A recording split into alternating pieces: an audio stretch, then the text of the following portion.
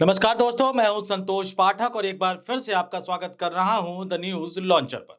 दोस्तों, आपने अब तक सुना होगा कि कई बार दिल्ली से लखनऊ की राजनीति को साधने की कोशिश की जाती है। कई बार दिल्ली से पटना की राजनीति को साधने की कोशिश की जाती है। दिल्ली की राजनीति में आपने नागपुर का महत्व भी सुना होगा, लेकिन अब देश की राजनीति की दशा और दिशा इस तरह से बदलने लगी है कि अब ये सवाल उठने लगे हैं कि क्या कर्नाटक और तेलंगाना के जरिए दिल्ली की राजनीति को साधने की कोशिश की जा रही है। क्या कर्नाटक और तेलंगाना में हलचल मचाकर दिल्ली की राजनीति को साधने का प्रयास किया जा रहा है? और इससे भी बड़ा सवाल यह उठकर निकलकर सामने आ रहा है दोस्तों कि कर्नाटक और तेलंगाना के जरिए इस देश की राजनीति को साधने की कोशिश कौन कर रहा है, साजिश कौन कर रहा है, साजिश करता कौन है, किसके खिलाफ साजिश की जा रही है और इस साजिश का स्तर क्या है, यानी इस साजिश का नकारात्मक प्रभाव किस पर पड़ने जा रहा है। ये तमाम चीजें इस स्टोरी में मैं आपके सामने लेकर आऊंगा।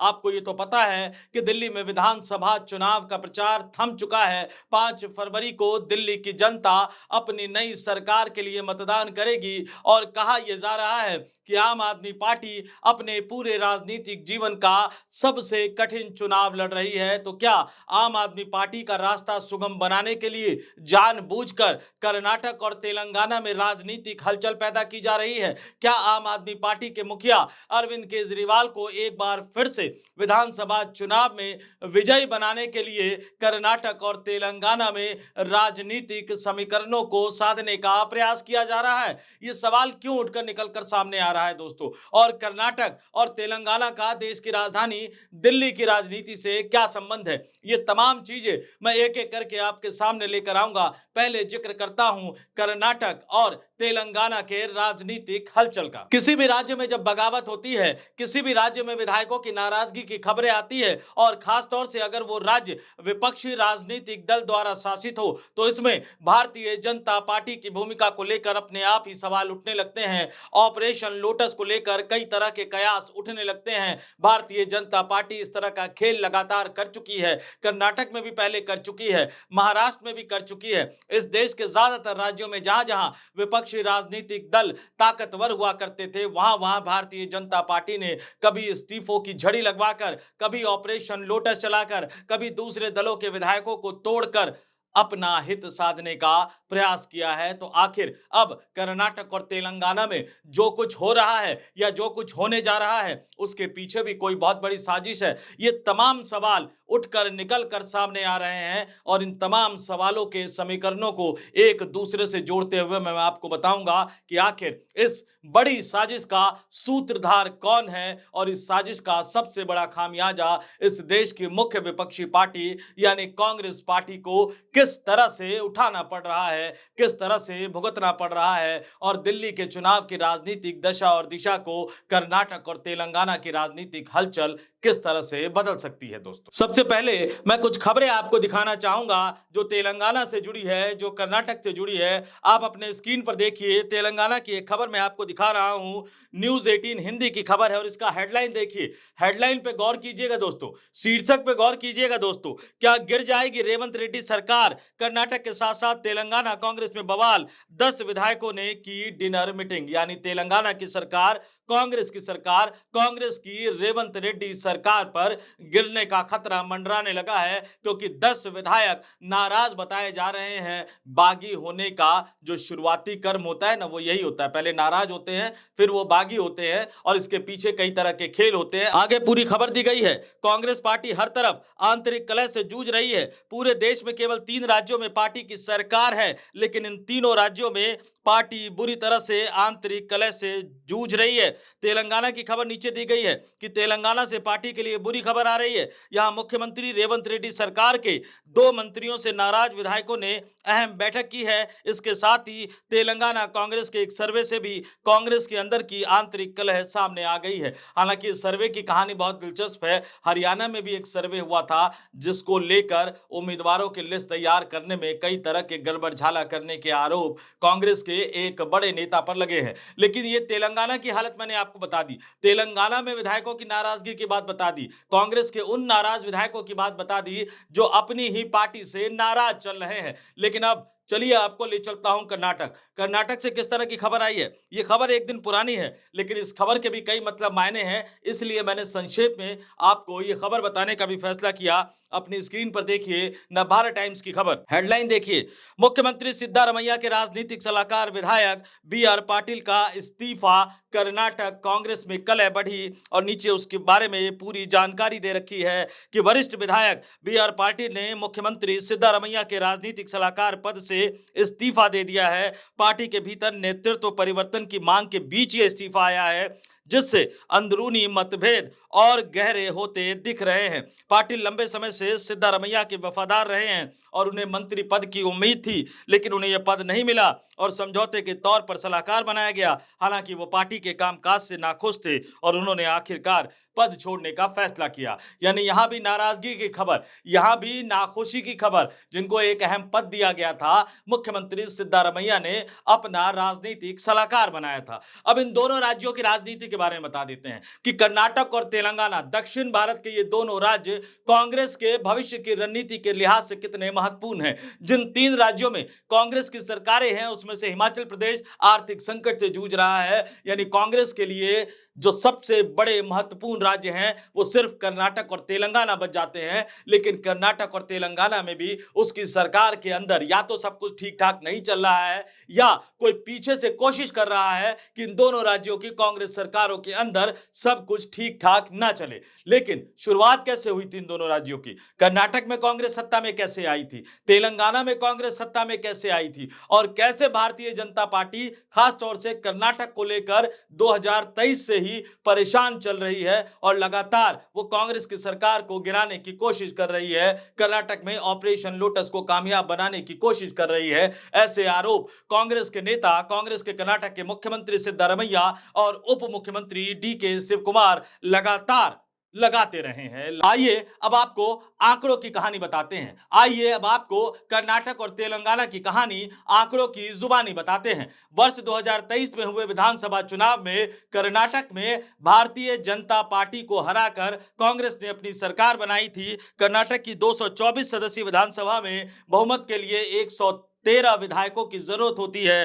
कांग्रेस ने 2023 में हुए विधानसभा चुनाव में 135 सीटों पर जीत हासिल कर सरकार बनाई और भारतीय जनता पार्टी को महज 66 सीटों पर समेटकर सत्ता से बाहर कर दिया, विपक्ष में बैठने को मजबूर कर दिया। सिद्धारमैया मुख्यमंत्री बने, लेकिन भारतीय जनता पार्टी शुरुआत से ही यानी 2023 से ही बार बार सिद्धारमैया वर्सेस डी के शिव कुमार की कहानी को दोहराने की कोशिश कर रही है। लेकिन जब इस कहानी के बावजूद, इस तनातनी की खबरों के बावजूद कांग्रेस की सरकार टिकी रही, बनी रही, चलती रही, तो फिर सिद्धारमैया के खिलाफ कई तरह के एलिगेशन लगाए गए। एलिगेशन का मामला, बार बार मैं इस बात को कहता हूं कि अगर आरोप सही है तो तेजी से कार्रवाई कीजिए, फास्ट ट्रैक अदालत में ले जाइए, सजा दिलवाइए। लेकिन सजा दिलवाने की बजाय अगर आप राजनीतिक बयानबाजी का टूल किट बना लेते हैं आरोपों को, तो कहीं ना कहीं आपकी मंशा पर सवाल उठते हैं। तो सिद्धारमैया ने कह दिया कि मैं इस्तीफा नहीं दूंगा, मैंने कोई गड़बड़ी नहीं की, मैंने कोई भ्रष्टाचार नहीं किया। तो अब जब लग रहा था कि सरकार को बनाए रखने के लिए,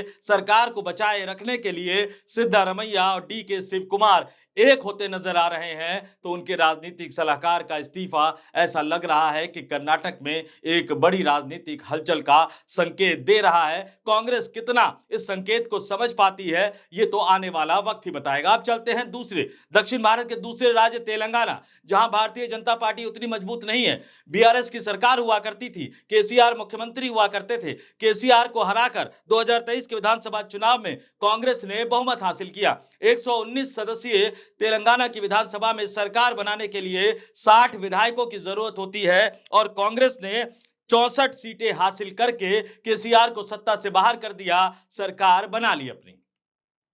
लेकिन कहते हैं ना, मैं बार बार बताता हूं, भारतीय जनता पार्टी का तेलंगाना में बहुत ज्यादा स्टेक नहीं है।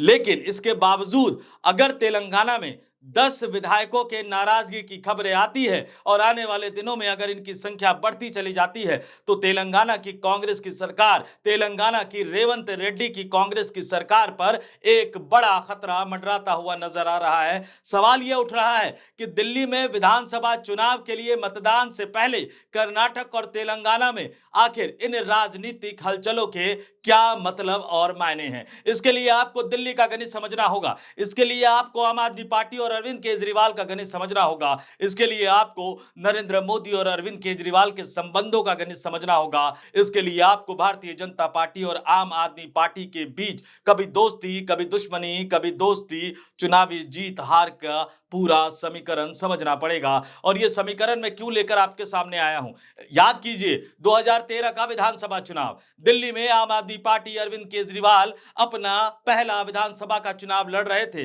2013 का चुनाव वो शीला दीक्षित को हराने के लिए लड़ रहे थे, उन्होंने हरा दिया। नंबर की बात बताता हूं, 2013 के विधानसभा चुनाव में कांग्रेस पार्टी को वोट तो मिला 24.6%, लेकिन सीट मिली सिर्फ 8। यहां तक कि उनके मुख्यमंत्री, 3 बार की मुख्यमंत्री शीला दीक्षित अपना विधानसभा का चुनाव नई दिल्ली से हार गई अरविंद केजरीवाल से। भाजपा को 33% वोट तो मिले, लेकिन सीटें मिली 32। आम आदमी पार्टी को 29.5% वोट मिला, सीटें मिली 28। और उसके बाद कांग्रेस ने किस तरह से समर्थन दिया, कांग्रेस के समर्थन के बल पर अरविंद केजरीवाल किस तरह से मुख्यमंत्री बने, ये पूरी कहानी हम और आप सब लोग जानते हैं। लेकिन 2015 और 2020 का विधानसभा चुनाव बहुत दिलचस्प है, इसको समझना बहुत जरूरी है दोस्तों। 2013 के विधानसभा चुनाव में जिस भारतीय जनता पार्टी को 33% वोट मिलने के बाद 32 सीटें मिली थी, उसी भारतीय जनता पार्टी को 2015 के विधानसभा चुनाव में 32.3% वोट मिला, लेकिन सीटों की संख्या घटकर रह गई सिर्फ 3।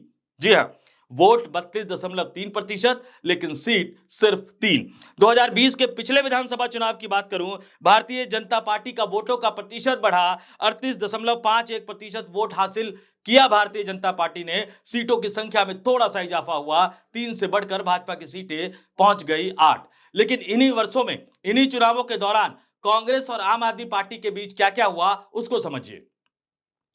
जिस कांग्रेस को 2013 के विधानसभा चुनाव में 24.6% वोट मिला था, उस कांग्रेस को 2015 के विधानसभा चुनाव में 9.7% वोट मिला, और 2020 के विधानसभा चुनाव में वो भी घट गया, 4.26% वोट मिला, यानी 4.25% के लगभग 2015 और 2020 दोनों चुनावों में कांग्रेस की सीटों की संख्या रही 0। जिस आम आदमी पार्टी को 2013 के विधानसभा चुनाव में 29.5% वोट के साथ 28 सीटों पर जीत हासिल हुई थी, उस आम आदमी पार्टी को 2015 के चुनाव में 50% से ज्यादा, यानी 54.3% वोटों के साथ 67 सीटों पर जीत हासिल हुई। 2020 के पिछले विधानसभा चुनाव में 53.57% वोटों के साथ 62 सीटों पर जीत हासिल हुई थी। लेकिन कांग्रेस का जो वोटों का आंकड़ा, कांग्रेस का जो मतों का आंकड़ा 2013 के 24.6% के मुकाबले 2020 में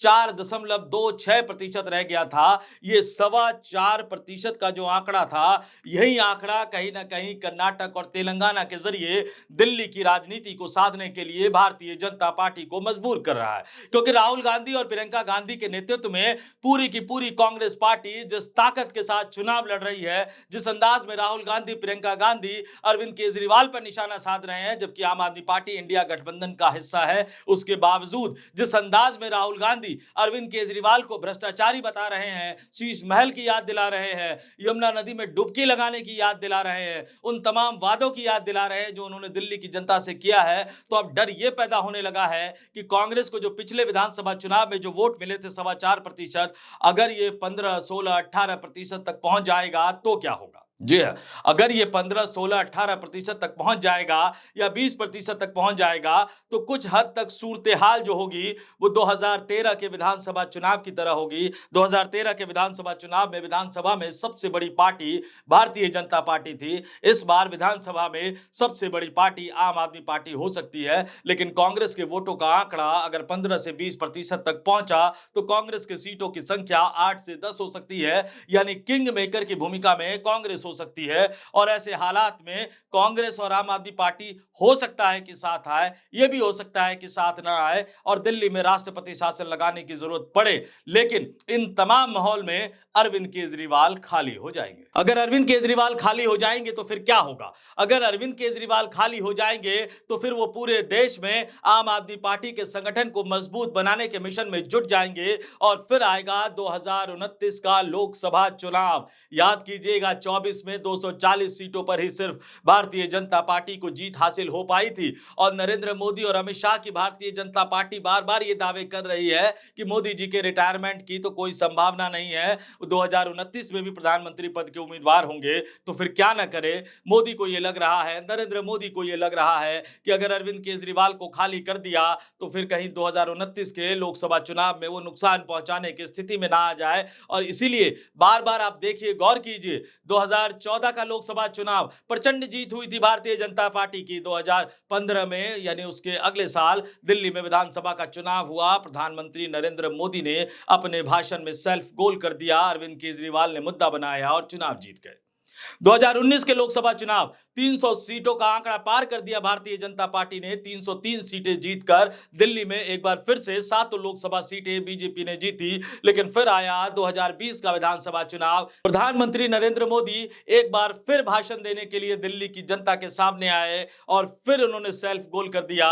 अरविंद केजरीवाल ने उसको मुद्दा बनाया और अरविंद केजरीवाल फिर से जीत गए।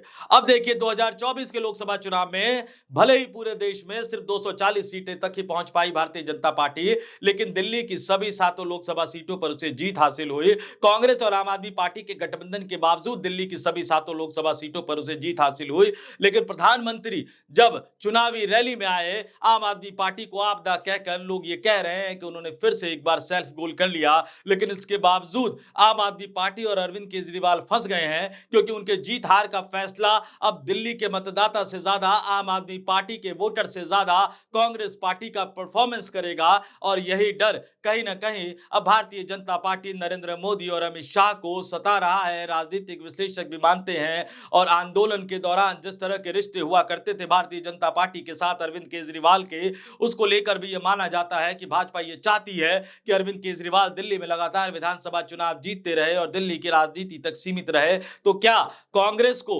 डराने के लिए, कांग्रेस को हड़काने के लिए कर्नाटक और तेलंगाना में जानबूझकर यह राजनीतिक हलचल पैदा की गई है कि अगर 5 फरवरी को कांग्रेस ने पुरजोर तरीके से विधानसभा का चुनाव लड़ा, उसके पोलिंग एजेंट तमाम बूथों पर नजर आए, उसके पोलिंग एजेंट मतदाताओं को समझाते मनाते हुए नजर आए, तो फिर गिर जाएगी सरकार कहां की? तेलंगाना की और कर्नाटक की। यानी मैसेज बिल्कुल साफ है कि दिल्ली में अगर ताकत के साथ लड़ोगे तो कर्नाटक और तेलंगाना गवा दोगे। और यही वजह है कि कांग्रेस आला कमान को डराने के लिए, गांधी परिवार को सशंकित करने के लिए दिल्ली में मतदान से पहले कर्नाटक और तेलंगाना में राजनीतिक हलचल पैदा की जा रही है। और ये तमाम सवाल उसी की तरफ इशारा कर रहे हैं कि क्या दिल्ली में केजरीवाल को मदद पहुंचाने की कोशिश की जा रही है, कांग्रेस को संदेशा भेजा जा रहा है कि जीरो पर हो, जीरो पर अटके रहो, इससे आगे बढ़ोगे तो 2 बड़े राज्यों में सरकार गवा दोगे। इन तमाम तथ्यों को मैंने आपके सामने रख दिया है। फैसला आपको करना है कि आखिर चल क्या रहा है दिल्ली में, आखिर होने क्या वाला है कर्नाटक में और आखिर क्या होने जा रहा है तेलंगाना में। इस वीडियो में फिलहाल इतना ही। मुझे यानी संतोष पाठक को दीजिए इजाजत। नमस्कार।